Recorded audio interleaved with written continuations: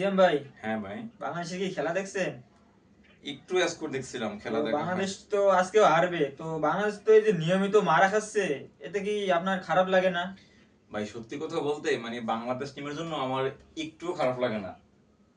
মানে আমার খারাপ লাগে শুধুমাত্র মানে যে দর্শকগুলো মাঠে আসে খেলা দেখতে, ওদের জন্য আমার অনেক খারাপ লাগে, কারণ ওরা নিত্যদিন বাংলাদেশ টিম হারে, ওরা আবার মাঠে আসে। সো ওদের মানে মন ভাঙতে ভাঙতে মন পাথর হয়ে গেছে। আমার শুধুমাত্র খারাপ লাগে এই দর্শকগুলোর জন্যই, যে ওরা এখনো বাংলাদেশ টিমের উপর আস্থা রাখে, এখনো মাঠে খেলা দেখতে আসে, কিন্তু বাংলাদেশ টিমের প্রতিদান দিতে পারতেছে না।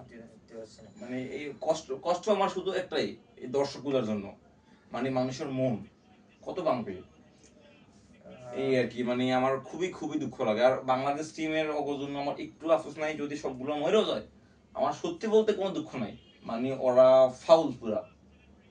অগ যদি মানে একটা কথা আছে না, মানে অগ গালি দিলে গুণ হইব না।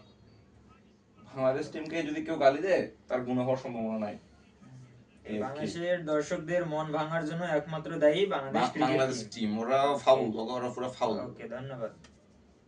ঠিক আছে।